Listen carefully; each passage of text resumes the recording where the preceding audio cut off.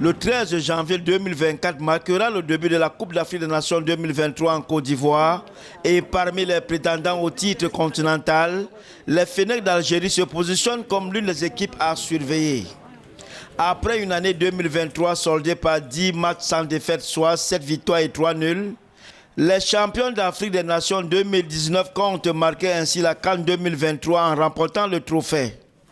Pour y arriver, Djamel Belmadi, le coach algérien, compte sur des piliers de son équipe comme Riyad Mahrez, Youssef Attal, Islam Slamani et bien d'autres. Quand on démarre une compétition, ça ne changera jamais. Ça. C'est toujours pour aller au plus loin, pour aller vaincre, pour aller obtenir le résultat optimum. Ça ne changera pas. Après, on est plusieurs à vouloir la même chose, donc ça va être une lutte acharnée.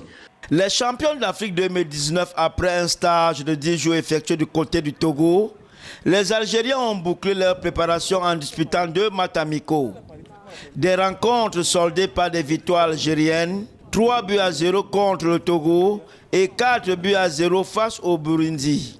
Invaincus depuis 2023, les Fennecs logés dans le groupe D de la CAN 2023 espèrent poursuivre sur cette lancée le 15 janvier 2024 contre l'Angola, avant de défier le 20 janvier le Burkina Faso et la Mauritanie le 23 janvier 2024. J'estime que c'est une poule qui peut être perçue aujourd'hui comme équilibrée parce que l'Algérie de 2019 a perdu un peu quelques repères, mais logiquement c'est une poule qui est à la merci de l'Algérie. Sauf qu'il y a un gros piège dans cette poule. D'abord avec le Burkina Faso qui n'est pas une équipe facile en phase de groupe de la Coupe d'Afrique des Nations. Elle a eu à le démontrer. Et l'autre équipe aussi, c'est l'Angola. C'est une grosse inconnue. Donc je ne peux pas exactement savoir à quel niveau de préparation elle est, mais c'est un gros piège. Sans oublier que l'outsider mauritanien est une équipe qui commence à prendre le rythme de la compétition. Donc en réalité, à s'arrimer aux performances de haut niveau.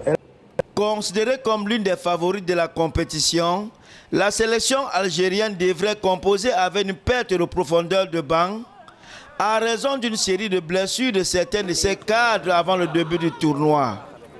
Classée à la 30e place du classement FIFA, l'Algérie vient en Côte d'Ivoire pour réitérer l'espoir de la campagne égyptienne en 2019 en remportant son 3e sacre en terre ivoirienne.